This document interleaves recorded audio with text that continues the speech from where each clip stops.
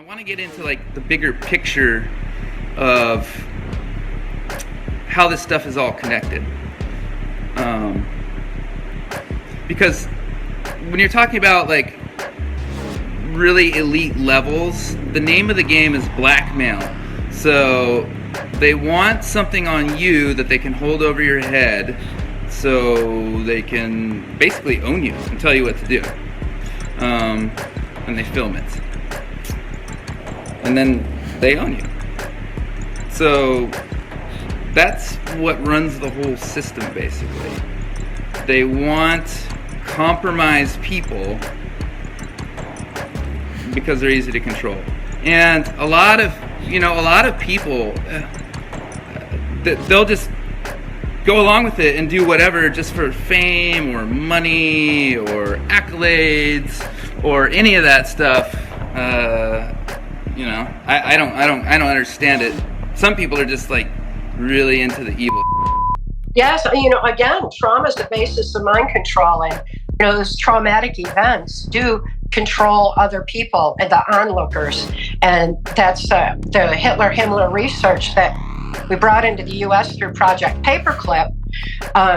Showed that there's no trauma more horrific on the human mind than sexual abuse of a child. And equally right up there is blood trauma. This formula for mind control is a scientific exact formula. It includes sleep, food, and water deprivation, because that starves our brain when we don't have proper nutrition. That's what's happening to our food supply. But this secret formula was being kept in secret societies, like my grandfather's Blue Masonic Lodge, where all the local politicians and law enforcement hung out. And also at places like the Bohemian Grove, or the Epstein Island of its time when I was a child, being prostituted to pedophile leaders as a little bitty child, Mackinac Island, Michigan. wasn't called human trafficking back then. It was just being prostituted out to all the local politicians, the policemen, all the pedophile priests that were involved in my area, and those who were part of my grandfather's Blue Masonic Lodge. The Blue Masonic Lodge is where all the politicians came together and were actively part of making the plans for MK mind control. They wanted me exposed to more trauma, especially occult trauma.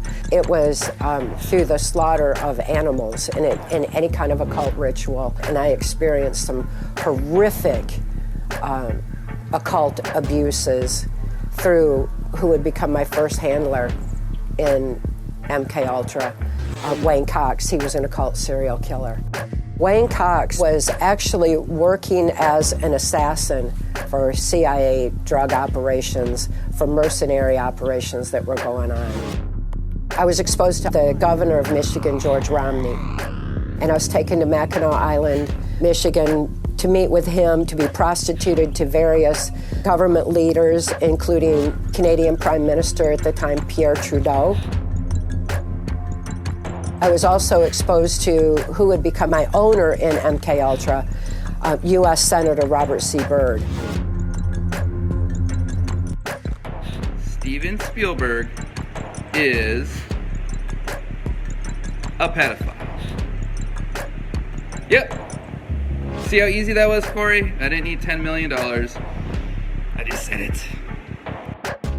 2013, actor Crispin Glover released an essay called What Is It? He wanted the reader to ponder why Spielberg's movies were generally centered around young kids and mentioned Michael Jackson, that they could possibly share the same love for little boys. Spielberg's adopted daughter, Michaela, spoke out about her childhood sexual abuse. She said she was surrounded by predators, groomed, and abused her whole childhood. This is an extremely important piece of information here.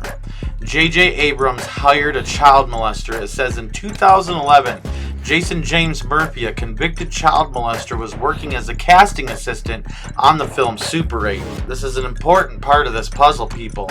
Under an alias. Now, the alias isn't exactly known, but other places say he just went as Jason James.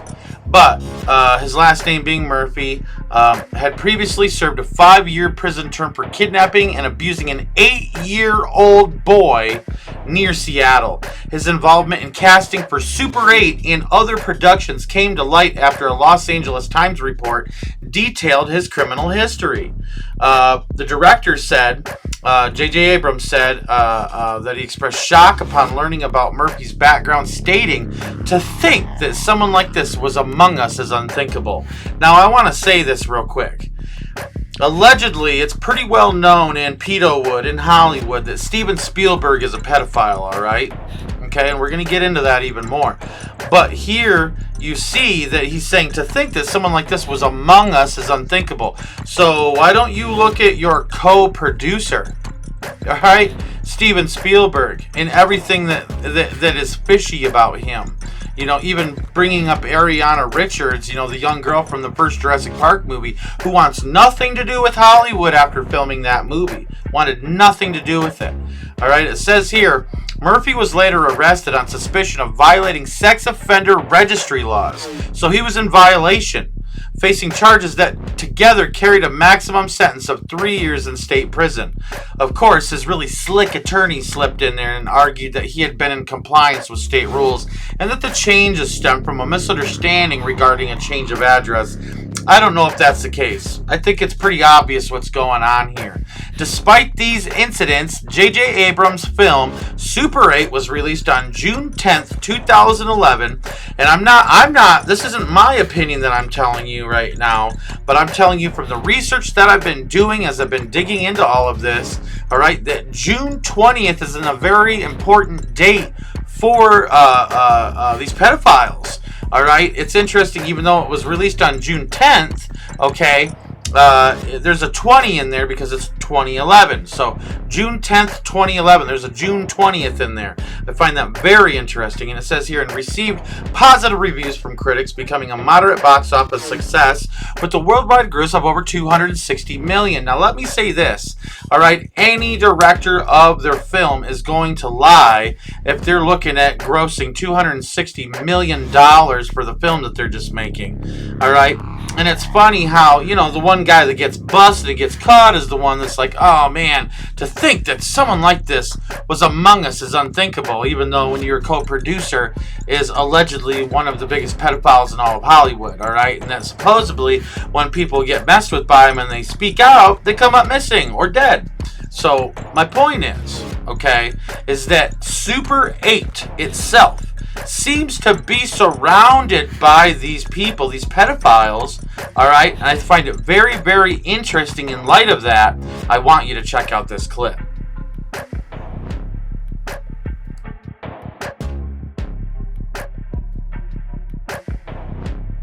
So I'm going to stay here and investigate. I think it'd be safer if you left town for a couple of days. John, I don't like it. This case, these murders. Well, what am I supposed to do? Go to Michigan with you? Mackinac Island's beautiful this time of year. Here's a little bit more detail on the situation pertaining to the pedophile that was hired for the Super 8 movie. Casting directors under scrutiny after investigation finds convicted molester hired child actors. He didn't just work on set. He actually hired child actors, okay? That means he was alone and he had time with them, all right? Each and every single one of these people. All right, Jason James Murphy served a 5-year prison term for kidnapping and abusing an 8-year-old boy near Seattle, but has been working for a decade as Jason James, hiring kids as a casting assistant for productions, including Super 8, nonetheless. Bad News Bears, The School of Rock, Cheaper by the Dozen 2, and the upcoming film The Three Stooges. The LA Times reports, police said that they have no reason to believe that he molested anyone else. Is cooperating with their investigation into whether he complied with laws that apply to registered sex offenders. Well, in the other document it says that he wasn't complying. It's very interesting. There's a tomato there, including that they report within 5 days when they use an alias. Interesting how and why would he want to use an alias and go by only Jason James instead of Jason Murphy? All right. It says here the law also bars sex offenders from working directly with unaccompanied minors, which he did. So he's breaking the law. Okay. It says here the fact that he has had so much power and opportunity to victimize kids has child protection advocates up in arms. Several say that they want unions to screen people who work with children and to have them submit to background checks. I think that's an extremely important thing, okay? To have them, check in and to make sure, and also fingerprinting. It says here, Murphy is a member of Teamsters Local 399 since 2008. The union and casting directors told the paper that they were unaware of Murphy's background. Yeah, right. It says right here, it's shocking and devastating. Not just as a filmmaker, but as a father and someone who is entrusted to make sure that everyone I work with, especially children, are safe. Super 8 director J.J. Abrams said, to think that someone like this was among us is unthinkable. It says here in the Ann Arbor News, J.J. Abrams' Super 8 movie hails Mackinac Island as a beautiful vacation spot. It says here, J.J. Abrams is, to put it simply, pure Michigan. That's very interesting because it's going to come up more here in a second. The Lost creator and movie director included an ode to the Great Lakes state in his latest film, Super 8, which opens today. This came out the day that it opened. The reference was impossible to miss at the midnight show last night at the Quality 16 Theater in Skyoshop Township. The movie, set in the 1970s, tells the story of several children who witness a suspicious train accident while filming an amateur thriller with an 8mm video camera. In a moment early in the film, a boy and a girl playing a couple are filming a scene while a train whirls by on nearby tracks. And it said, these are the actors speaking in the clip that you just saw. What am I supposed to do? Go to Michigan with you, the boy yells. The girl says, Mackinac Island is beautiful this time of year, she responds. The line drew a laugh and a smattering applause from the Ann Arbor area crowd.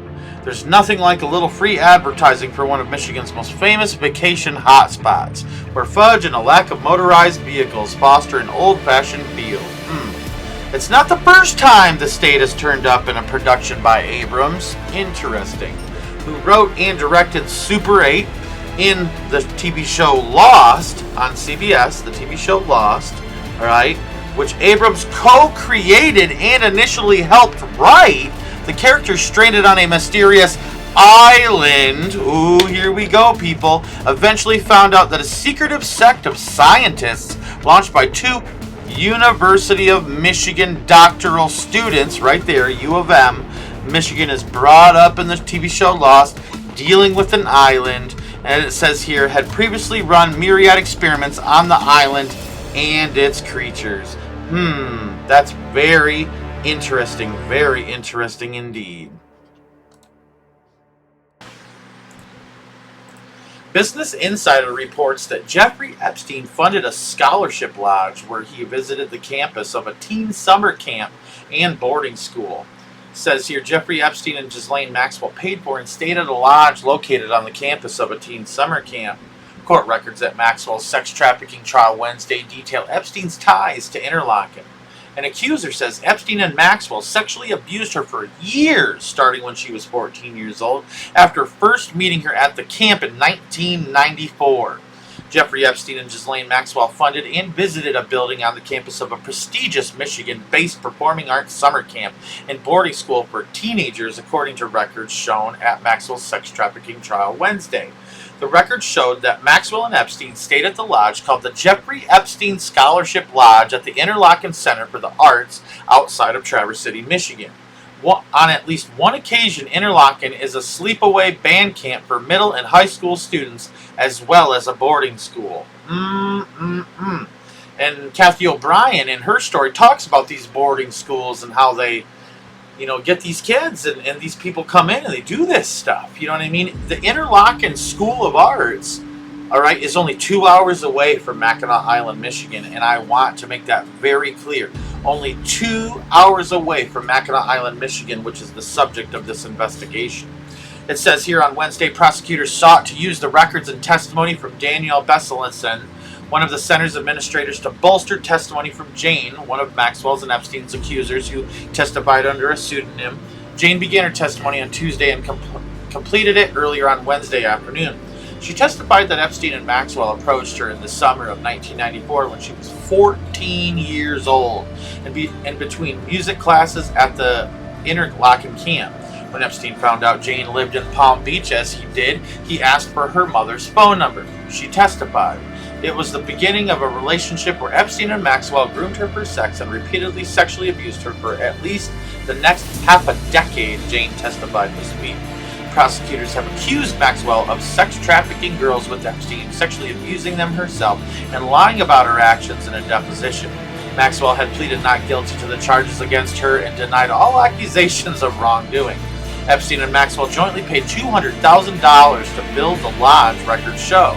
On Wednesday, prosecutors presented exhibits that consisted of letters from administrators of the Interlaken Center for the Arts. They detailed how Epstein and Maxwell donated $200,000 for the rustic two-bedroom building and stayed there for a week in August of 1994.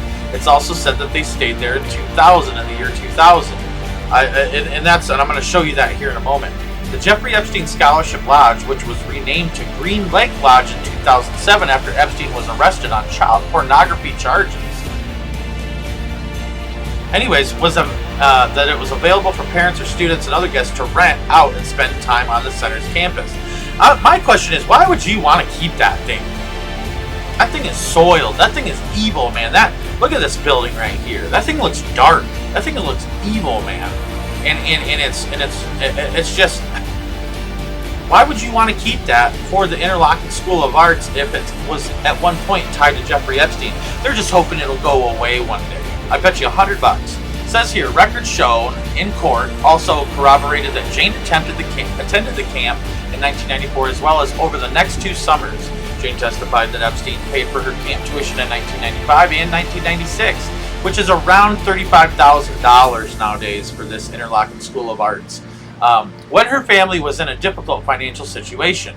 Two of Jane's brothers also attended Interlaken's boarding school around that time, according to Besselison's testimony. Epstein attended the camp himself in the 1960s, and then specifically 1967, and associates have said he was passionate about classical music throughout his life. I don't know about that, but, we'll go with it, whatever. A funding note previously obtained by the Daily Beast says the Epstein Lodge was completed in 1994 and located near where junior girls lived. Let me repeat that again. A funding note previously obtained by the Daily Beast says that the Epstein Lodge was completed in 1994 and located near where the junior girls lived. All right. In 2019, following sex trafficking charges against Epstein, Interlaken's president, Trey Davy, acknowledged Epstein's connections to Interlaken. Woohoo! Davy said Interlaken had no record of Epstein visiting except for one stay in the year 2000, right there. All right. So 1994 and then 2000. I think he was there a whole lot more than that. I have a feeling. Although the records show at trial indicated he stayed there in 1994.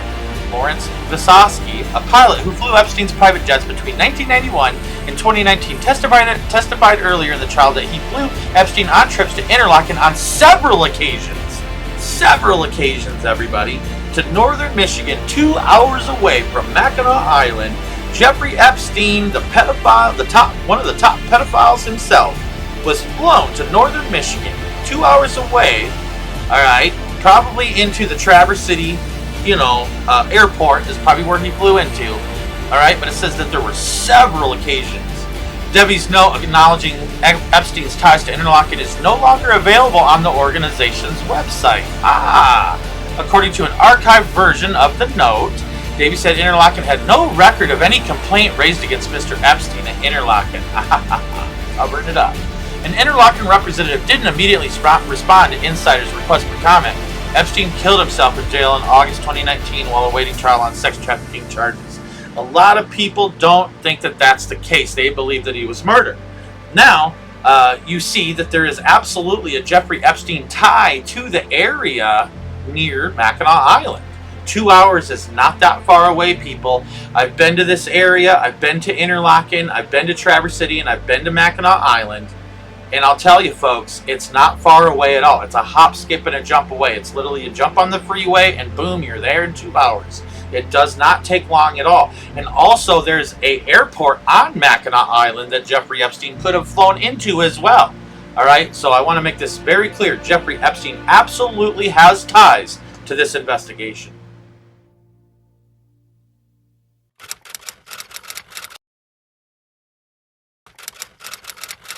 We have a lot to go over in this clip.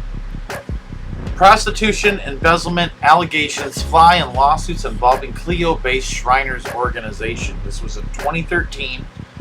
Right, this is in Flint, Michigan here. A mid-Michigan fraternal organization associated with the Shriners International. All right, associated with Shriners International. This is Shriners Hospital, Shriners Circus, Shriner parades, and the little cars with the little red fez hats. You know what I'm saying? Finds itself at the center of a legal battle involving 2 lawsuits. In a lawsuit filed June 11th in Genesee County Circuit Court by Nicholas Singelis II, the Clio-based Elf Curafe Shrine Temple, along with 11 members commonly known as Shriners, are accused of allowing illegal sexual activities to take place during an initiation ceremony held on November 3rd of 2012 at the organization's Circus Park facility in Vienna Township. So there is sexual deviancies taking place within the Shriners group, okay, in Michigan. Interesting. I want you to remember that. Singelis is a former Shriner and former employee of El Curafe Shrine Temple. According to his lawsuit, Singelis was fired in March after he reported the alleged incident to leaders of both El Curafe Shrine Temple and Shriners International, the overarching arm of more than 140-year-old fraternal organization best known for its pediatric hospitals and circuses. That's interesting. The claim in the lawsuit is denied by several members and officers of the El Curafe Shrine Temple. A spokesperson for the El Curafe Shrine Temple declined to comment on the claims. Singelis also is a defendant in a lawsuit filed March 10th in Saginaw County Court, circuit court by Elf Kurafei Shrine Temple that alleges he was involved in embezzling money from the organization. Singelis denies the claim. Shriners International, in a statement released June 11th, noted that the organization is aware of both lawsuits and is investigating the claims. Yeah, I bet you are. Singelis lawsuit. Read the lawsuit filed June 11th by Singelis here. Singelis, in his lawsuit, says he was terminated from his job as retaliation after he threatened to tell his story to the appropriate governmental authorities. He also said in the lawsuit he was told by fellow members of the Elf Kurafei Shrine Temple to shut his mouth, and that he felt threatened by members of the organization.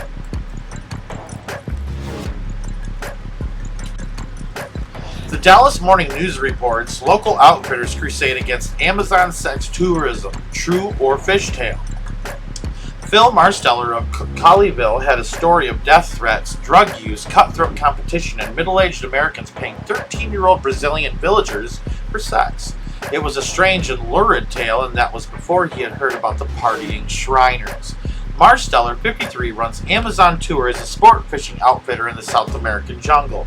At the same time, he has pursued his own unofficial criminal probe, employing spies, working myriad connections, and absconding with bags of trash. He believes he has uncovered a web of conspiracies, depravities, and suspicious associations that stretches from New York through Texas, east to Georgia, and down to the Rio Negro in the Amazon basin, with an odd sight trip to the Oklahoma state capital. I have been very aggressive, he said. As a result of his work, federal authorities are investigating possible sex tourism, a felony by American fishermen in Brazil. Documents obtained by the Dallas Morning News show the sport that I love, Marsteller said, has got this dark side to it. Solomon L. Weisenberg, the lawyer of Marsteller's principal target, another Amazon outfitter, said, Marsteller has lied to authorities for one purpose, to drive his competitor out of business. Bill Marsteller, Weisenberg said, is an evil genius. Responded Marsteller, that's the first time I've been called a genius. His opponents have other terms for Marsteller, including sociopath and fraud. Marsteller counters that he has earned his enemies by crusading against fat old men taking these young girls. He also broke, he said, pursued by creditors and dogged by the IRS as he struggles to keep his business intact. Marsteller said he is especially haunted by the fear that after all his struggles, the people he fought will come to control the enterprise he built. A former Army helicopter pilot, Marsteller founded Amazon Tours on the Rio Negro in 1992. The river was a prime spot for peacock bass, a legendary sport fish known for its size, up to 27 pounds, and fight. It's like you throwing a hand grenade on top of your bait, said Hoyt Fincher of Fort Worth, a Marsteller client for 18 years. Marsteller figured if he could attract enough paying customers, he also could help the locals. He is the son of missionaries from Wycliffe Bible translators and had spent much of his childhood in the Amazon basin. Ultimately, he built a luxury resort deep in the jungle where he charges almost $7,000 per angler for a 6-day fishing trip. Marsteller describes himself as a type A++ personality, even though who like him acknowledge he can be tough company. He's hard-headed, Fincher said. He won't listen to nobody. Some 10 years ago, Marsteller said he began hearing tales from villagers of the fishing outfitters luring underage females onto their boats to consort with their clients. So this is something that's been going on. This isn't something that's just begun. They were going into the villages, he said, and getting the kids. Marsteller's got angry, which he has been known to do. He tried to raise law enforcement interest, he said, but with little result. Everybody thought I was a fruitcake. Then he began confronting clients of a competitor in Miami airport, making disparaging comments, some allegedly involving sex tourism. His target, Richard Scher, who ran Wet-A-Line Tours, Marsteller and Scher had long been unfriendly rivals. Scher tried to have me killed in 2002, Marsteller said recently. This time, Scher, a Gainesville, Georgia businessman, went to court. He sued Marsteller for slander.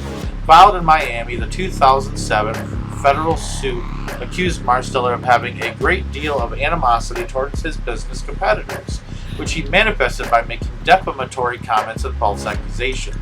Scher alleged that Marsteller told Wet-A-Line clients that Scher was a drug smuggler who promoted prostitution. The accusations by Marsteller, Scher said, caused Wet-A-Line to lose business.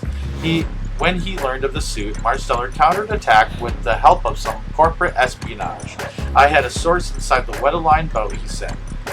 His source, he said, provided him photographs and video from the boat, middle-aged Wedeline customers, Americans with young bikini-clad Brazilian women.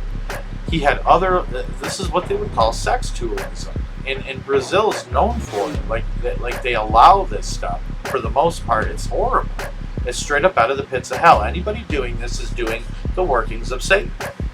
He had other ways of, and I just wanted to add that real quick. He had other ways of securing legal ammunition. One morning, just before sunrise, Marsteller said he crept near Cher's Georgia house and made off with 6 bags of his garbage. I found a gold mine in there, he said. Marsteller also got his hands on some affidavits filed with the Brazilian federal police, and them girls who were 13, 14, and 16 say they were taken aboard the Amazon Santana, Wedeline's boat, where they drank liquor and had sex with North Americans. His lawyers filed the affidavits as part of the record in the slander suit. They also took the deposition of Admilson Garcia da Silva, a Brazilian who had worked for Wedeline. He said he saw 5 women who were minors having sex with Americans on the Wedeline boat. Also, Garcia da Silva testified Cher told my brother to kill Mr. Marsteller for $5,000. Finally, Marsteller turned up information that some of Wedeline's steady clients were members of a group called the Royal Order of Jesters. The Jesters, an offshoot of the Shriners and the Masons, and they're not. They're Shriners and they're Masons, is a fraternal organization devoting to having fun. Their slogan is Mirth is King. With chapters nationwide, the group is headquartered in Indiana but registered as a not-for-profit corporation in Texas. So one thing I find interesting is Michigan, where I'm at, and where Mackinac Island's at. It's not far from the headquarters of the Royal Order of the Jesters. This is a network. Allegedly. Poking through federal court filings, Marsteller learned that in September 2008, a New York State judge, who was also a jester, agreed to plead guilty to procuring prostitutes for jesters' parties in Kentucky. Nothing in the records made any connection between the New York case and the alleged activities in Brazil. However, the judge's lawyer said in a pre-sentence memorandum that partying with prostitutes was pervasive throughout the organization and was reported to have occurred at jesters' meetings across the country. Maybe like places like Mackinac Island. We'll get into that. The lawyer added, the group's practice of inviting women called jester girls and this whole Harley Quinn stuff and ICP and all this stuff, all this propaganda that they put out in society with clowns and all this stuff. I mean, dude, this is indicative, Some people even say that John Wayne Gacy was actually was in the Royal Order of the Jesters, and the things that he was doing was just continuing on what they were doing at the high levels of these jester meetings. But anyways, the group's practice of inviting women called jester girls to meetings for sexual activities was a long-standing tradition. Garcia da Silva, in his deposition for the slander suit, said Wedeline clients from the Mason group had been involved in orgies on their trips to Brazil. Alex Rogers, business administrator at the Jesters National Office, told the news that the New York case was not indicative of normal jester behavior.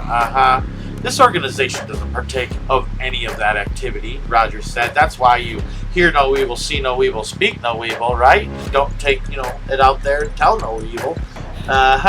Rogers added that he knew nothing of any prostitution-related allegations against jesters in the Amazon. We don't take trips like that, he said. In December 2008, Cher dropped the slander suit and agreed to pay Marsteller $15,000 as a part of a settlement. But Marsteller wasn't done. He stepped up his efforts for a federal investigation of Amazon outfitters, principally Cher. The war of charges, countercharges, and insinuations raged unabated. Sex tourism is a federal crime. If a U.S. citizen has sex with a minor in another country, that American can be prosecuted in the United States and can be sent to prison for up to 30 years. Good. In December, for example, a Florida man pleaded guilty to engaging in sex with minors in the Philippines. He agreed to a recommended sentence of 20 years and to pay $200,000 in restitution to his victims. According to emails provided to the news by a third party, Marsteller has maintained a steady and zealous campaign with U.S. authorities preparing them with information on Wedeline. Some people have been surprised to learn that their names have turned up in Marsteller's correspondence, such as the governor of Oklahoma. A Marsteller A Marsteller email to an agent for Immigration and Customs Enforcement noted that Governor Brad Henry and his party of 22 had been Wetaline clients in Brazil. Henry took a trip in September 2007 with aides, friends, and lawyers. Paul Sun, the governor's spokesman, said a friend of the governor's arranged the trip. No one has said that the governor or anyone in his entourage engaged in illicit activities on this trip. State police investigators made advance inquiries with Brazilian authorities and the U.S. Embassy about Wetaline. Sun said nobody raised a flag or said, "Watch out, this guy may be under investigation," Sun said. Only after their trip, Sun said, did the governor's office learn of Marsteller's accusations against Wetaline. It was a big shock to us. Attorney Weisenberg, who represents Shares, said Marsteller set out early on to destroy Wetaline. That company no longer operates. My client categorically denies knowing of any involvement in the sexual exploitation of minors, Weisenberg said. I'm confident that at the end of the day, no charges will be filed against Mr. Share because they're not true. Yeah, exactly. The lawyer gave to the news 20 affidavits from Americans who said they were with Share on his boat when prostitution was alleged to have occurred. These Americans said they observed no such activity. We have promptly turned over relevant materials to the U.S. Attorney's Office, Weisenberg said. At Weisenberg's urging, Johnny Hudman Jr., a former employee of Marsteller, emailed the news a lengthy message in which he called Marsteller the most evil and hateful person on this earth. He described Marsteller as a sociopath, plain and simple, who thrives on bullying and threats. For example, Hudman said Marsteller would use his float plane to buzz competitors' fishing boats. Marsteller said he never buzzed anybody, and he said he was puzzled by Hudman's allegations. I never did anything to Johnny, he said. I don't know why he's mad at. In late November, according to a letter Marsteller from his lawyers, much of the evidence he gathered from the slander trial, including affidavits and depositions, was turned over to Assistant U.S. Attorney Marlene Rodriguez in Miami at her request. Reached by phone last week, Rodriguez told the news she could not comment. Last month, an FBI agent wrote to Marsteller and his lawyer to set up further exchanges of evidence. I am going to request agents from our FBI Dallas office to contact each of you, reference the investigation into child sex tourism in Brazil, the agent said in an email obtained by the news. Marsteller said he had been instructed not to talk about any contacts with federal authorities. If indeed the investigation proceeds, it could come as Marsteller's business collapses. I'm out of money, he said. He said the biggest blow hit last month when Safari Club International, an organization for big game hunters, refused to let him set up his promotional booth at its annual convention where he had expected to sign Amazon tour customers. The club suspended him. He was told for ethical violations. They said I was overcharging customers. But Marsteller said he suspects that he's being punished for his campaign against prostitution in Brazil and guide services that promote it. Larry Rudolph, president of Safari Club International, would comment to the news except to say the club is a private organization and we reserve the right to deny or accept any attendee. Because of financial problems, Marsteller was moved from his relatively lush stateside offices in Coppell to a threadbare building adjacent to a tiny airstrip in rural Denton County. I've got customers I've taken money from who won't get their trips, Marsteller said last week, sitting at his desk. They're mad at me. I don't blame them. He hasn't made a house payment in 2 months, he said, and he learned last week that the IRS is looking at us for hiding dollars. His cell phone rang. He glanced at the incoming number, grimaced, and put the phone face down without answering. Bill collectors, he said. It sounds like they're going after him for exposing this thing. And I ask for your prayers as I do the same thing. This is an article right from the FBI themselves. It says, Buffalo, New York, U.S. Attorney William J. Hochul Jr. announced today that Michael Lisinski, 50, of Derby, New York, pleaded guilty before Chief United States District Judge William M. Skrzynski to misprison of a felony. The charges carries a maximum penalty of 3 years in prison, a $250,000 fine, or both. Assistant U.S. Attorney Robert C. Moscati, who is handling the case, stated that Lisinski admitted to transporting women in April 2005 from the Buffalo airport to a hotel in Niagara Falls, Ontario, Canada. That's international. And you've seen where, over with Kathy O'Brien, that I showed you before in the beginning of this documentary, where she said that the Canadian Prime Minister All right, Pierre Trudeau, Justin Trudeau's dad, came over and did stuff to her on Mackinac Island. So there's this international back and forth. All right, but it says that he brought them to a hotel in Niagara Falls, Ontario, Canada, where the Royal Order of Jesters was holding its national convention. While there, the women engaged in sex acts with members of the Jesters in exchange for money. Lazinski also admitted knowing about the prostitution but lying to U.S. Customs officials about the purpose of his visit when returning to the United States. Lazinski was an Erie County Sheriff's deputy at the time. The plea is in the culmination of an investigation by special agents of the Federal Bureau of Investigation under the direction of Special Agent in Charge James H. Robertson, the United States Border Patrol under the direction of Chief Patrol Agent Kevin W. Oakes, the Erie County Sheriff's Department under the direction of Sheriff Timothy B. Howard, and the Department of Homeland Security, Immigration, and Customs Enforcement under the direction of Special Agent in Charge Lev J. Kubiak. Sentencing is scheduled for April 5, 2011 at 9 a.m. before Judge Screntny. This content has been reproduced from its original source. So around the same time that the movie Super 8 came out, this was going on. Literally, like, just before it actually, just before Super 8 came out, this was going on around that time.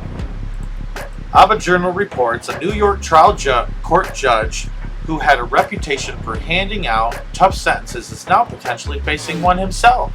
Ronald Tills, 73 years old, admitted in court yesterday that he had recruited prostitutes for a national men's fraternal club of which he is a member, the Royal Order of Jesters, reports the Buffalo News.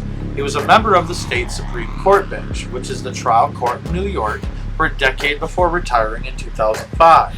His felony plea before U.S. District Judge William Screntny admits a violation of the Mann Act, which prohibits transporting individuals across state lines for prostitution purposes. It could result in a prison term of as much as 21 months under sentencing guidelines. The newspaper writes, however, no specific sentence apparently was discussed in court yesterday. His lawyer, Terrence Connors, says Tills is ashamed and regretful. He admitted in court that he committed a crime. His conduct was wrong and his judgment was horrible. Connors said yesterday privately, he has told me he has no one to blame but himself. He understands there will be serious consequences and he's prepared to deal with them. The judge said yesterday that Tills has agreed to cooperate in an ongoing federal investigation of the club's prostitution activities throughout the country. His former law clerk, Michael Stebick, and a Lockport police captain previously pleaded in the case and also have agreed to cooperate. A national representative of the club tells the newspaper that it does not authorize or condone prostitution at its events. Prosecutors said they learned about the Jesters' involvement while investigating prostitution and human trafficking crimes associated with massage parlors in Niagara and Erie counties, the article states. There is the UP of Michigan here in this picture that I'm showing you. And the Saint, if you look at the lower right-hand corner of the picture, there is the St. Ignace Shrine Club. These are the Shriners in St. Ignace. Okay, St. Ignace is just a short distance across the water from Mackinac Island. So, within the shrine is where the Royal Order of the Jesters meet. So the Royal Order of the Jesters, a group that's known for human trafficking, child sex tourism, child sex in general, and prostitution in general, is sitting across from Mackinac Island, where Kathy O'Brien has stated that she's been a victim of child sexual abuse, where a movie where pedophiles were hired, and in the movie it mentions Mackinac Island, and there was allegedly pedophile directors that took part in the movie. It just goes on and on and on, what I've been showing you, and I'm trying to show you the infrastructure of what I think is going on here. I think that the Freemasons operating within the shrine, operating within the Royal of the Jesters, this is where it begins the compromisation of the people who are in the higher ups. This is where they start to get involved in being compromised. This is where they're, I believe, first filmed and first, get involved in this stuff. You know, not to say that there are not high-level Freemasons that aren't involved in those things that are outside of the shrine or outside of the Royal Order of the Jesters, because I do believe that's possible, and the Illuminati is absolutely a part of this. But I want to show you the infrastructure of the Shriners within the Upper Peninsula of Michigan. And it's interesting because there's also the Royal Order of the Jesters. It's called UP Court 180, all right, 180, Court 180, all right, and they bounce around between all these locations when they meet. And they meet with other Jesters in other locations. And one of the locations that they meet at is St. Ignace, just across the area from where Mackinac Island sits. There are two ways that we know that Jesters exist: by their documentation and by their memorabilia. I have before me some of their memorabilia that I've actually been able to obtain for this investigation that I want to go over with you. We're going to be looking at the symbolism on these enamel pins. This is an enamel pin from Court 11 from Grand Rapids, Michigan. This is obviously a Royal Order of the Jesters pin because you can notice by the billiken that's sitting in the kayak or the canoe. All right, and it's obviously in downtown Grand Rapids, Michigan, showing that they are there. The Royal Order of the Jesters does exist within the state of Michigan. All right, now I want to go to this next pin here. All right, and I want to show you this. This is a pin that says the Jesters, Ontario and Michigan. If you notice on the pin, there's a ribbon that actually crosses the path of Mackinac Island. It goes under the bridge, goes by the island, and then it goes across, and there's a string of islands that actually would be beneath that banner, that ribbon on that enamel pin. And a lot of people believe that that's a string of islands that traffickers use, all right, as a network to be able to pass, sex slaves and work slaves along that path, all right. And so I find it very interesting. And then we're also seeing where some of the locations possibly of the Royal Order of the Jesters are. Now, I don't think this pin is very accurate. I've seen maps of these things on other stuff where the Jesters are, and this just isn't exactly accurate, but it's in the similar location as what it is normally. But that's a very interesting pin showing a possible trafficking path. Now, what's really interesting is this pin. This is the UP Court 180, the Upper Peninsula Court 180, and it has the billiken. All right, the billiken that's sitting on the Mackinac Bridge. I find that very interesting. It's sitting on the Mackinac Bridge, and it's right in the middle, and that's right around where the Mackinac Island would be. It's interesting. Why would you have a billiken on Mackinac Bridge and not do anything on Mackinac Island? And we're going to get to that here in a little bit, bringing up the Royal Order of the Jesters and this group that would rent out a function for days and days and days. Kind of like when I went on this investigation to Mackinac Island, and we found out from one of the workers at the Grand Hotel that a group had rented out the Grand Hotel, the whole entire hotel, for multiple days, and they wouldn't even allow us in the hotel.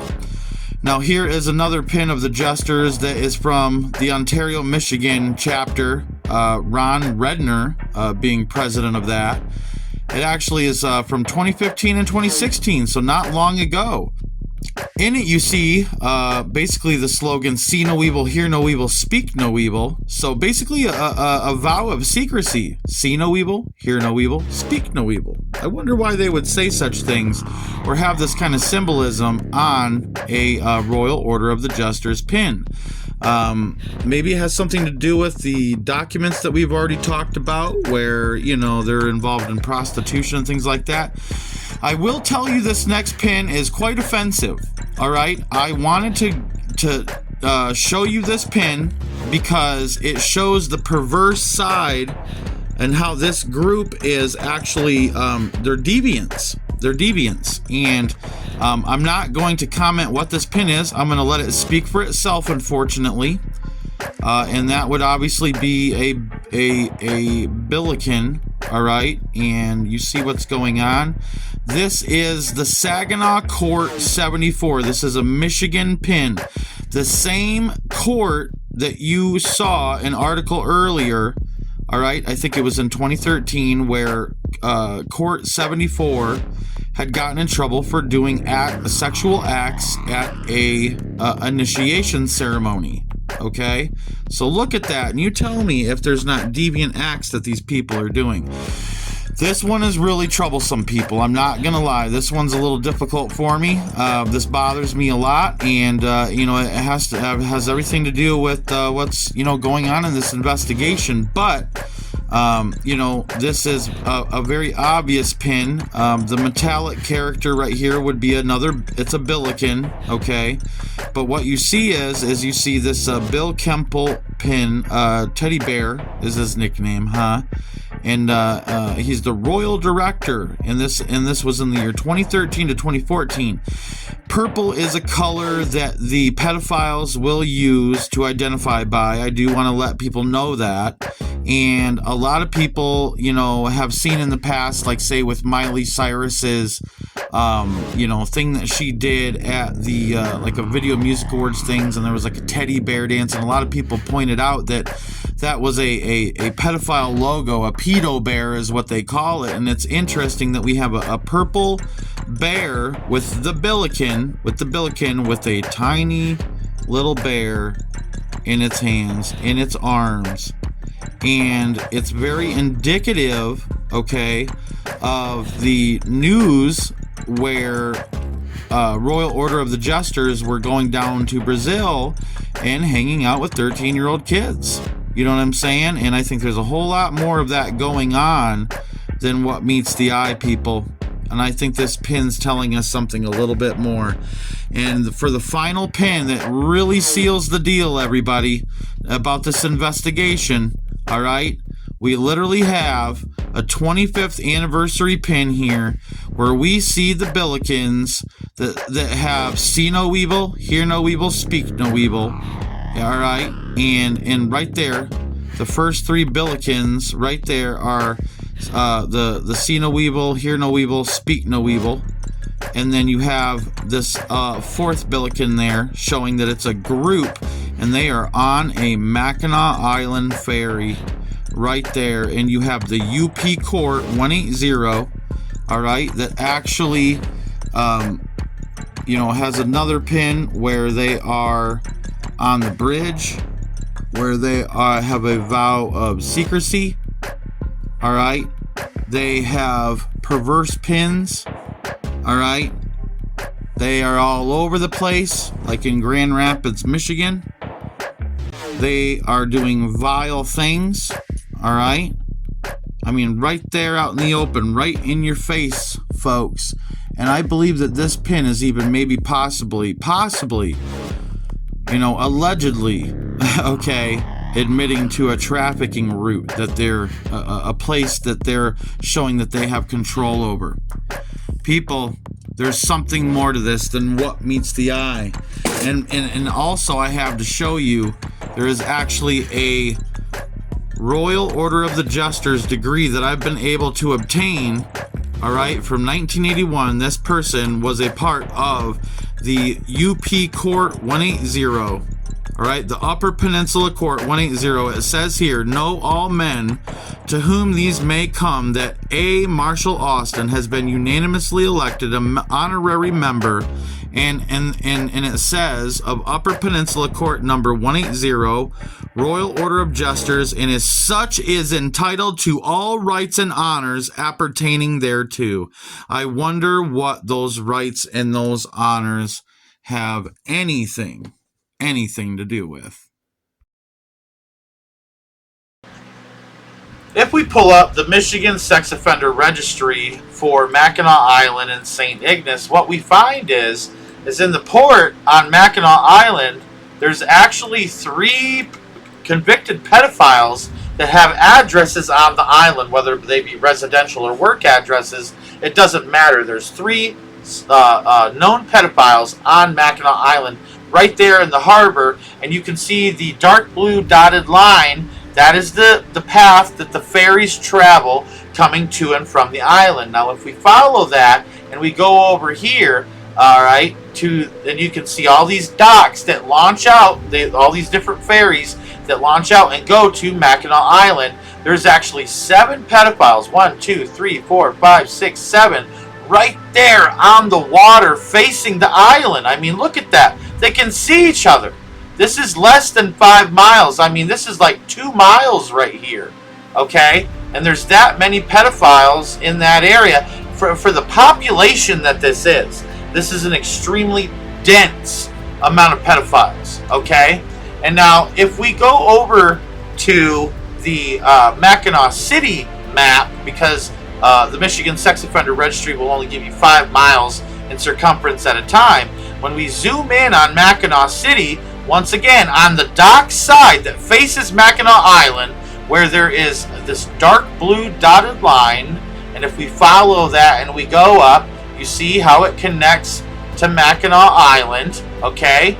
Follows that same path there, okay? Multiple companies are using these paths, okay? Now, if we come back here and we look at the docking area situation, multiple companies here, all right, where you have like Shepler's and Arnold, but if you look in between this here, there is literally these blue icons. That's multiple offenders at one location.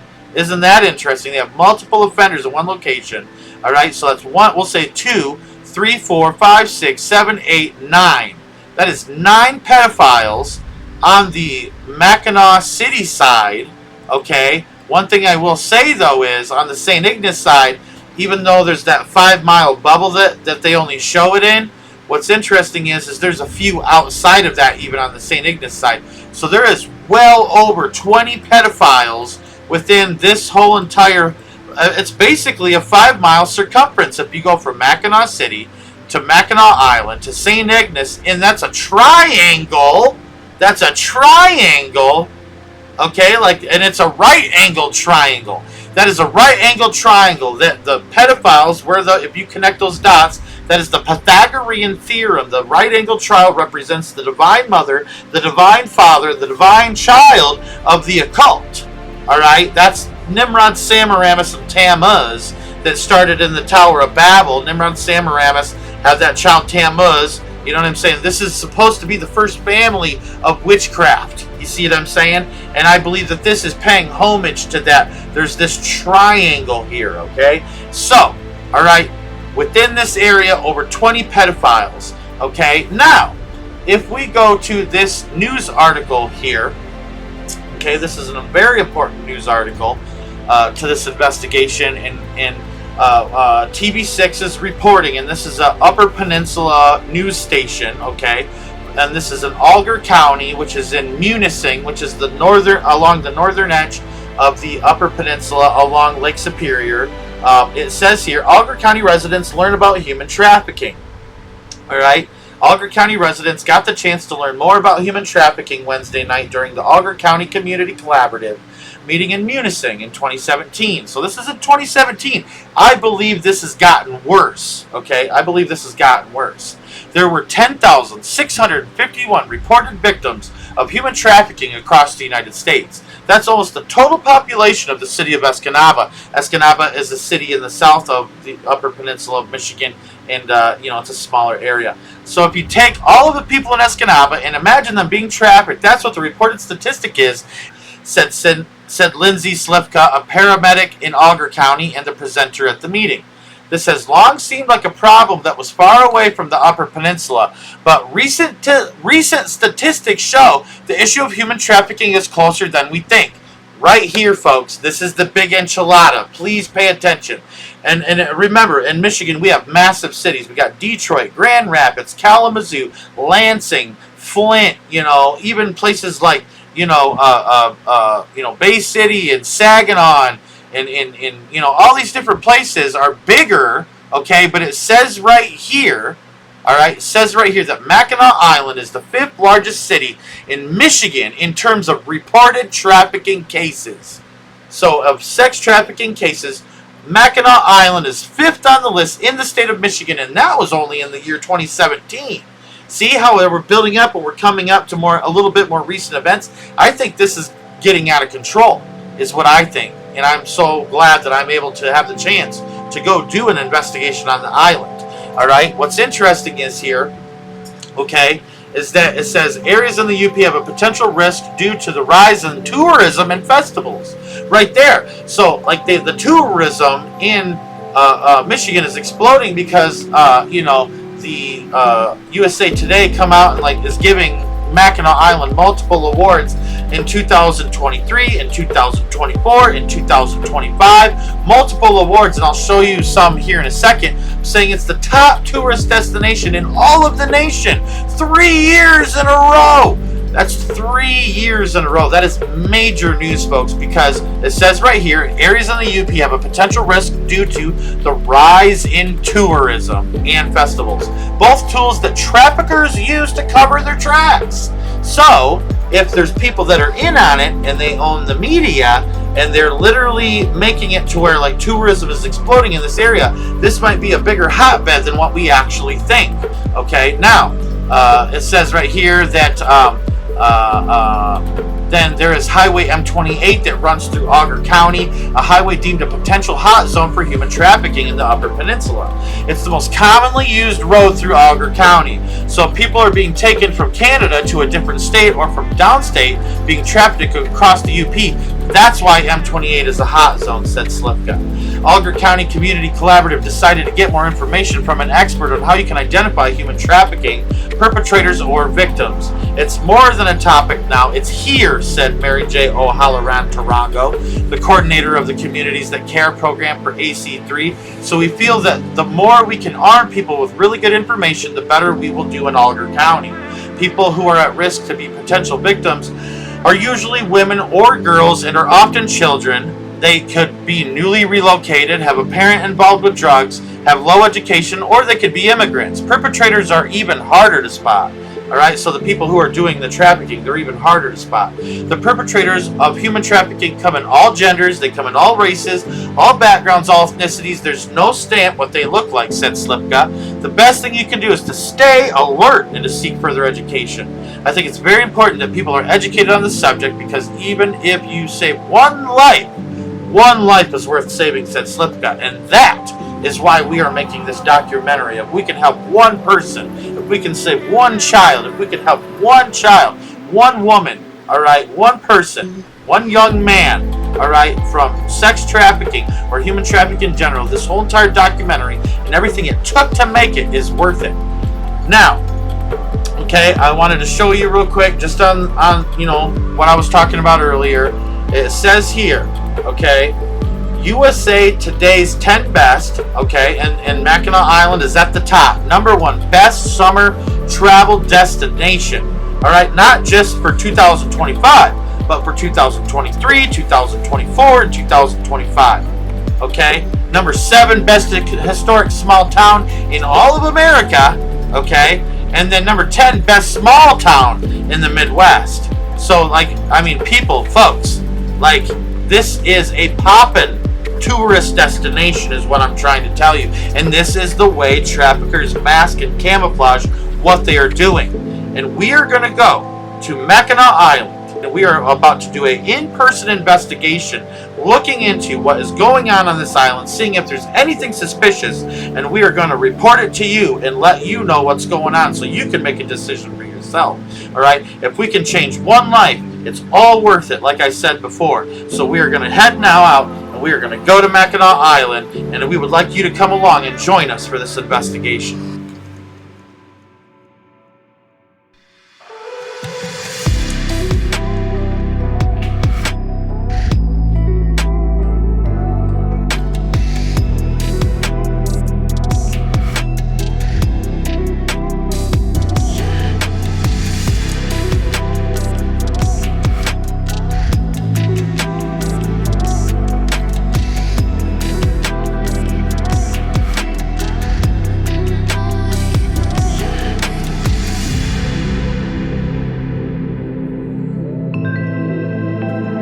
This is actually the pedophile road that we were talking about, looking at the Michigan State Sex Offender Registry online.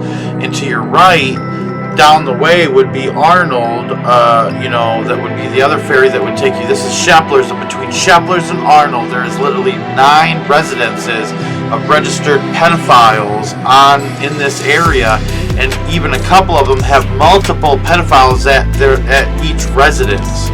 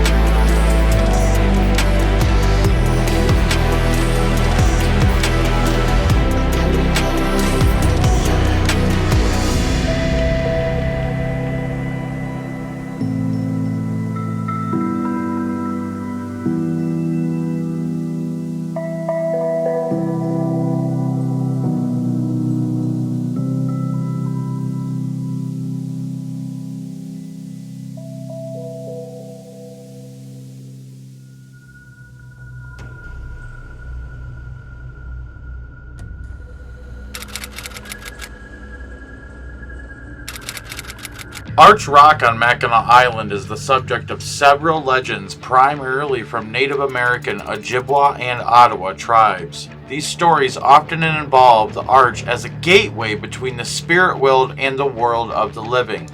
One legend tells of an Ojibwa maiden who leapt from the arch after her love for a warrior from a rival tribe was forbidden. There's also another tale from the Ojibwa tribe that actually talks about a woman that was the daughter of a chief, and she fell in love with a sky spirit. Okay, what does that sound like? It sounds like how, fallen angels mated with human women, like it talks about in Genesis 6, okay? This Native American woman that was the daughter of a chief fell in love with a sky spirit, and it was through this stargate where he took her into the spirit realm. That is another tale that's talked about. Many Native American tribes viewed Arch Rock as a sacred place, a bridge to the afterlife where the souls of the departed could find their final resting place in the island caves. The Native Americans believed that the dead would go into the island and the caves on the island, and it's said that there's a very extensive cave systems that are within the island that also, in my opinion, could definitely be used for any kind of trafficking that's happening on the island, or any kind of maybe secret hidden chambers where people might be doing things like they used to do in the Hellfire Club in a cave beneath a church over there in England. Okay, so the occult picks places underground. It's just what they like to do. It's they like to bury themselves in bunkers. And how it talks about in Revelation how the rich and the elite will cry out and ask the stones of the mountains to fall upon them to hide them from the face of God that's pouring out his wrath upon the earth. Okay, so the elite like to go underground. All right, one Ojibwa legend says that the Great Spirit Gitche-Manitou entered the island each day through the Arch Rock. So it is absolutely, through the tales of the Native Americans, they're talking about it's a stargate. It seems that there has been sacrifices that have happened near this stargate in Native American tales. So what's to say that it wasn't a regular thing that would take place, where blood sacrifice would take place beneath or on this archway that would open up a portal or a stargate, or some kind of occult magic that would open up this stargate, all right? Another story says the Master of Life, angered by the behavior of an Ottawa chief, sent a blazing red sun to burn a hole in a rock formation, creating the arch and creating an entryway to the spirit realm, which once again seems like that portrayal of a stargate is there. All right, it is what it is. So, you know, there's plenty of tales to show that this archway rock, to Native Americans especially, was a stargate, was a portal to another realm.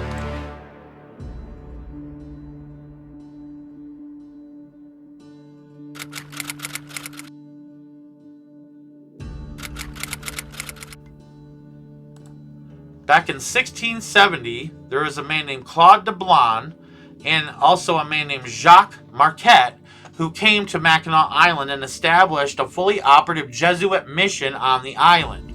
All right, it is very well known within the circles of the Jesuits that the Jesuits are absolutely occult. They're involved in the occult. They search out the occult. They are kind of like the Nazis, where they just go around and they explore and they want to learn more and more about the occult. That is their purpose, all right? And it just goes to show that in Claude de Blonde's writings, you know, he goes on to really glorify the indigenous beliefs of the different places that he goes to and learns from the different tribes and whatnot and their occult beliefs, you know, and their sacrificial rites and rituals.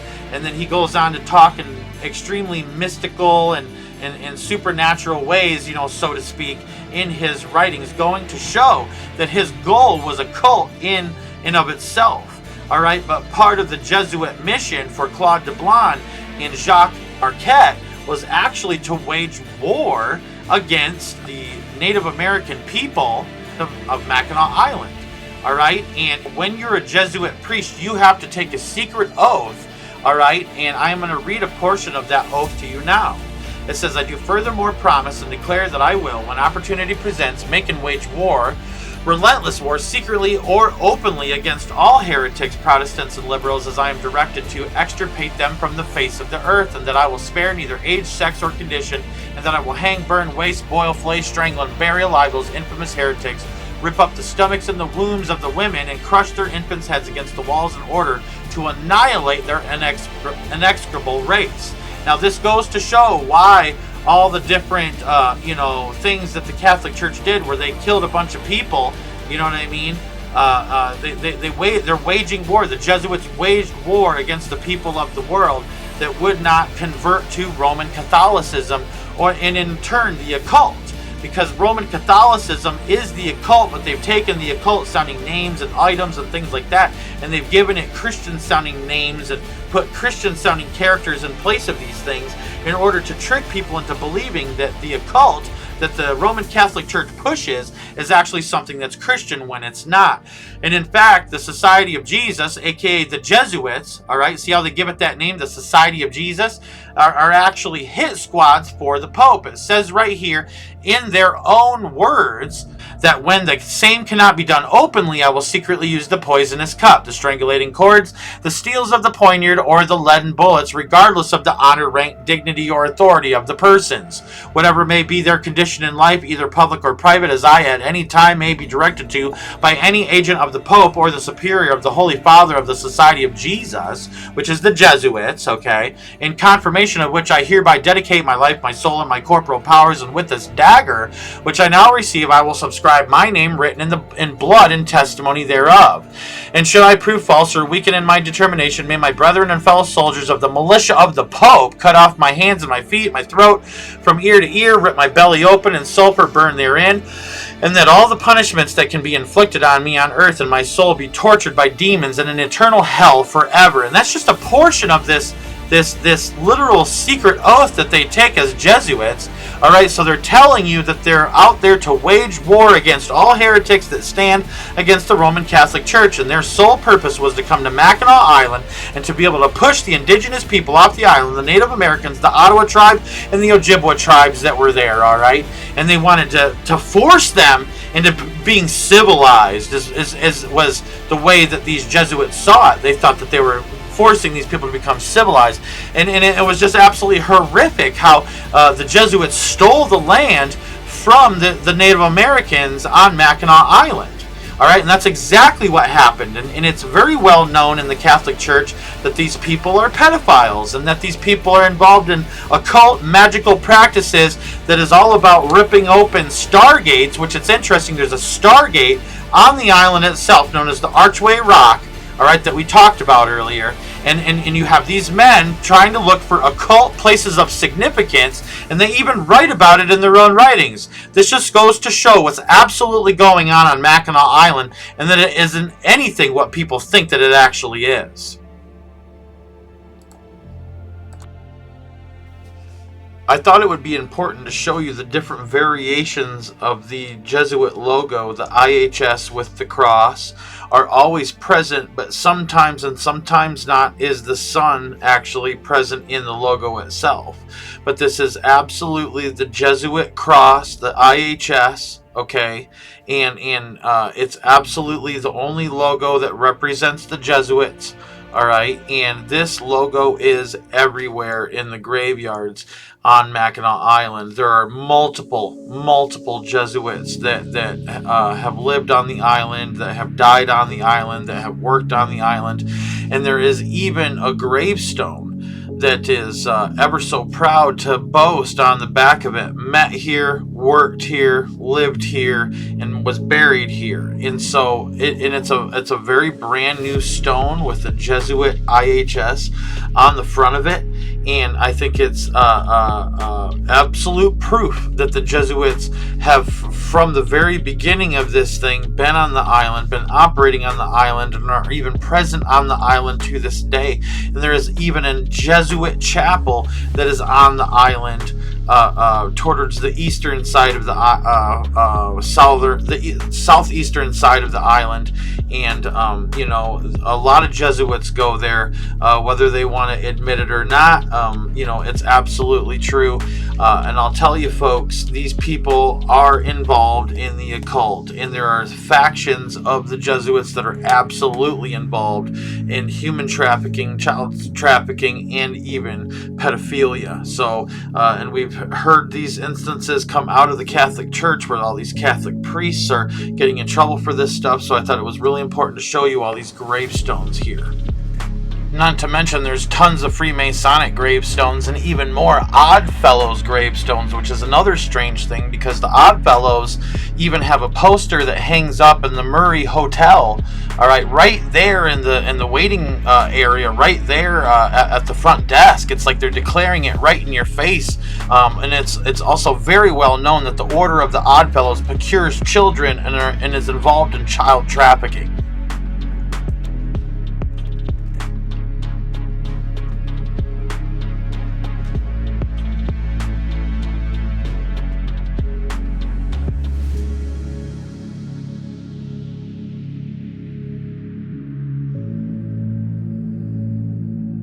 And even today, we have reason to believe that MK Ultra lives on in an even more heinous form as the Monarch Project. And the difference between the Monarch Project and the MK Ultra Project is that it fuses child abuse with Satanism.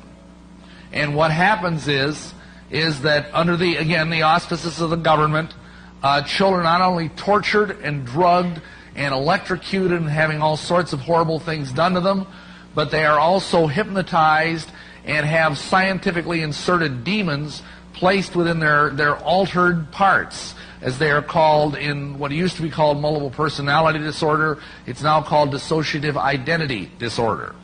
And by doing that, they create various kinds of slaves, super spies, super sex slaves, super soldiers. And this is a very dismaying part of what the government is doing, but this is one of the many black projects that it is unknown to most, probably 99% of the American people.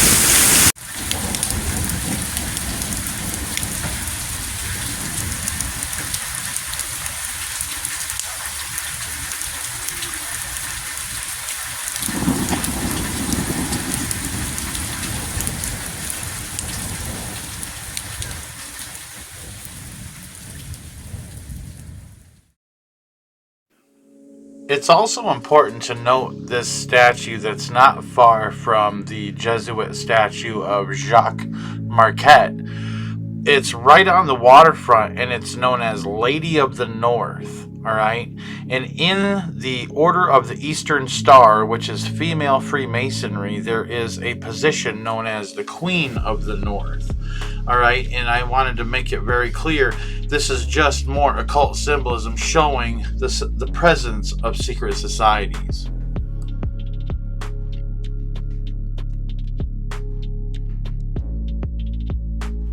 I find it extremely strange that on August 26, 2023, a man, dressed in black, scaled a cliff near the governor's summer residence on Mackinac Island, a historic 3-story Victorian cottage on a bluff overlooking the Straits of Mackinac. The residence, built in 1902, was purchased by the state in 1944, and it is a place that hosts high-profile people, governors, and dignitaries alike. The man claimed he was attempting to record conversations on the residence's porch or take photos of political figures visiting Whitmer. He initially told police he was climbing for a view of the Mackinac Bridge, but when informed there was no view from that spot, he said, "I guess I'm leaving now." Police later learned that he was trying to capture audio or video of porch discussions. The man, whose name was redacted, worked as a political tracker for America Rising, a Republican-affiliated political action committee and corporation specializing in opposition research against Democrats. He was interviewed at his apartment on September 12, 2023, and claimed he had no intent to harm Whitmer, only to gather political intelligence. Now, while I was walking by the governor's mansion, all right, I actually overheard someone that came off of the property talking to an elderly couple saying that they are no longer allowing people onto the property to even tour the governor's mansion like they have in past years. So what are they hiding now? That's what I think is very interesting. Mackinac Island, with a year-round population of under 500 people, and those would be residents on the island, transforms into a bustling tourist destination from May to October, hosting millions of visitors and requiring around 5,000 seasonal workers. Some local, some, from the States, but some from outside of the United States, from the international sector. Many of these workers come from over 150 countries, primarily through the H-2B visa program, to fill roles in the hotels, restaurants, fudge shops, bike rentals, and carriage tours. The island's car-free isolation, reliance on ferries, and employer-provided housing create a unique labor environment where oversight is limited and workers' dependence on employers is high. All right. In 2015, for example, the U.S. Department of Labor certified 975 H-2B visa workers for Mackinac, all right, in 1 year alone. So the rest of the workforce was around 4,000 people from, local areas and things like that. But then there's the 975 H-2B visa workers, all right, that are brought in from international countries, okay? And that's just what's on paper. That's not what could be being trafficked and brought in the secret of the night, okay? Highlighting the scale of this international workforce, okay? Immigrant seasonal workers on Mackinac Island face several factors that increase their vulnerability to labor trafficking, defined as exploitation through force, fraud, or coercion for labor purposes. H-2B visa workers rely on employers for their legal status, unfortunately. Housing and wages are beneath their employer's belt as well. So their employers hold them under an umbrella, absolutely, creating a power imbalance. And, I kind of want to challenge, Mackinac Island to be more transparent about how they're paying their workers, how often they're paying their workers, how they're treating their workers, the kind of housing they're giving their workers. I think this is an important aspect, and we need to hold people on Mackinac Island to the test and elsewhere in the world, not just Mackinac Island, all right, because, we want to make sure that there's no trafficking happening, because right now, allegedly, it seems like there is a lot going on that island that does not look good, all right? Practices like withholding passports, delaying payments until the season's end. Can you imagine having to work all season to see any of your money? And if you leave at all, or if you can't do it, or you're being abused, and you know, you can't reach out for help until the end of the season, otherwise you don't get paid. Can you imagine that feeling? Or providing substandard housing that can constitute trafficking under U.S. law. All right, a 2017 report noted that such practices are a concern on Mackinac Island due to its large international workforce. Mackinac Island, the prosecutor, for Mackinac County, Stuart Spencer, emphasized that these acts could lead to life sentences and $50,000 fines. All right, so these people that could be doing this, you better watch out. All right, unless, the power structure, is compromised, like, say, maybe with Freemasonry, the Jesuits, the Order of the Odd Fellows, anything like that. The island's remoteness, accessible only by ferry or plane, limits workers' ability to seek help. The poor English proficiency and unfamiliarity with U.S. labor rights further isolate international workers, and this is a travesty if you ask me. There needs to be education, and we need to be able to be there for these people and help these people and show them, since they're here legally to work. I think that's a beautiful thing. That's what America's all about. You know what I'm saying? We got to make sure that these people don't fear deportation if they report abuse cases. All right, the National Human Trafficking Resource Center noted that foreign nationals, even with legal visas, are at risk due to these barriers. Workers often pay significant recruitment fees to secure H-2B visas, creating debt that employers or recruiters can exploit. This mirrors the broader U.S. trends where 76% of likely trafficking victims in agriculture are immigrants, many from Mexico, and elsewhere through, even though Mackinac's workforce spans more diverse regions. All right, so it's a situation that I saw personally where, the workers, they don't look happy. All right, the living quarters look extremely cramped. I actually stayed at a bed and breakfast, and it was super small. Like, there was just a bed in four walls, basically. And I opened up the drapes just to look out and see what the view might be. And I saw all these housing units, and they looked nice on the outside, nice fresh coats of paint each year, kind of look. But there was clothes hanging in the window and towels and all this stuff. So it seems to me there's not even adequate, ability for them to do laundry. They're doing laundry in their own rooms and drying them in their own rooms, and that's a human right to have clean clothes and have proper facilities to be able to clean those clothes in. And the workforce on the island deserves to have that. They deserve to have food when they need it. I was in a shop, and I won't say which shop, but there was a woman in there, and I believe she was speaking Mandarin. I don't believe she understood everything that I was saying, but she was able to take my change and give me my change and take my money. And I was standing there, and I saw a cup on the counter, and it literally said lunch money.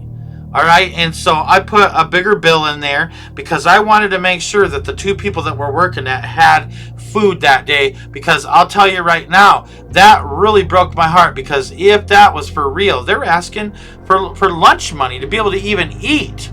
All right, that means they're not getting paid properly, people. All right, and then I was in another shop, and I asked the person at the counter, I said, do you guys switch spots in different shops and get shuffled around and all that stuff? And she said, oh yeah, and she was a little sketched out by my question.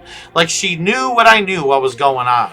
You know what I'm saying? And so, I believe that even though, the police chief in the area has come out and said, oh, nothing's happened since 2013, since I've been on the job, and, all this different stuff, on the island, it is still right for human trafficking, even down to sex trafficking. All right. Now, while I was on the island during my stay there, they actually shut down the Grand Hotel for multiple days because a private function had come in and rented out the entire Grand Hotel. This is the kind of stuff that is ripe for abuse, where rich people come in, where people are poor, and can abuse the situation. And from what Kathy O'Brien's story tells us, that's exactly what's been happening.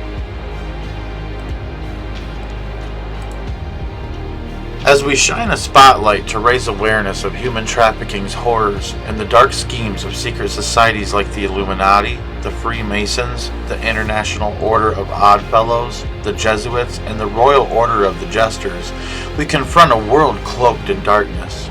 A darkness that shackles the innocent, buries the truth, and exalts the powers of this earth. These forces, fueled by greed, lies, and cruelty, swagger like they own the world, weaving their plots in secret. But hold fast, friends. There's a light that scatters every shadow, a king whose power and love will shatter every evil throne. The Holy Scripture declares in John 8:12, I am the light of the world. He that followeth me shall not walk in darkness, but shall have the light of life. Jesus Christ, the true Son of God, shines his light on every wicked deed, revealing the real Jesus of the Bible, not the false Christ of the Jesuits, twisted by their cunning and manipulative words. His voice breaks the chains of captivity with his word, as Luke 4:18 proclaims, He hath sent me to preach deliverance to the captives, to set at liberty them that are bruised. Every shackle of human trafficking, every scheme of these societies is laid bare by his holy radiance. For Ephesians 5:13 says, All things that are reproved are made manifest by the light. Listen close, you warriors for truth. Groups like the Illuminati, the Freemasons, the International Order of Oddfellows, the Jesuits, and the Jesters hate the true Jesus of the Bible, some whispering Lucifer's name in their shadows, despising Christ's divine truth. Their hatred proves he's the real deal. For as John 15:18 says, If the world hate you, ye know that it hated me before it hated you. If these powers scorn the Jesus who claims, I am the way, the truth, and the life, John 14:6, it's because he's the king they can't outshine. So run to the true Jesus whose light overpowers their darkness. Their time's up. Jesus, the King of Kings, is coming to crush their rule. As Psalm 2:9 vows, Thou shalt break them with a rod of iron. Thou shalt dash them in pieces like a potter's vessel. Revelation 11:15 thunders. The kingdoms of this world are become the kingdoms of our Lord and of his Christ, and he shall reign forever and ever. Look up, for the hour is near. Matthew 24:30 declares, Then shall appear the sign of the Son of Man in heaven, and they shall see the Son of Man coming in the clouds of heaven with power and great glory. Picture it. Jesus blazing with eyes like fire, leading his holy host, as Revelation 19:12-14 reveals. Secret societies? They'll scatter like leaves in a storm. Traffickers? They're gonna flee. But there's no hiding from his throne. Yet this same Jesus, fierce as a lion, is as gentle as a lamb. Psalm 91:4 promises, He shall cover thee with his feathers, and under his wings shalt thou trust. In every storm, fear, pain, or persecution, his loving arms hold us close, a refuge for the hurting, a shelter for the weary. John 16:33 encourages, In me ye might have peace. In the world ye shall have tribulation, but be of good cheer, I have overcome the world. Here's the real deal, everyone. Jesus Christ is coming, and he alone holds the crown. Not Buddha, not Krishna, not Maitreya, not Lucifer, not no Antichrist. None of them can claim I am the way, the truth, and the life, as Jesus does in John 14:6. Only he breaks chains with his word. Only he heals hearts with his touch. Only he drives out darkness with his light. There's a reason that the secret societies of the world flee from his presence, because every knee will bow, as Philippians 2:10 vows, and the weary will rest beneath his wings. So rise, ye bearers of light, for the trumpet's ready to sound, and the Lord of glory, mighty in power, tender in love, will make all things new. Hallelujah to the Lamb, the one true King, always and forever.